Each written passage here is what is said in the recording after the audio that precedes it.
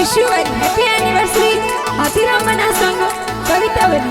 अरे हाथीराम जी रे एनिवर्सरी आई ते तो खुशियां मनावे जो कविता बनी तोरा जीवन साथी की जे तो मनड़ा में हरसाए। अरे ढगल देवासी गाँव धुड़िया रे माए तो खुशियां मनावे जो हाथी हमारा पापा जी कलरम जी दोने देवे बधाया जो।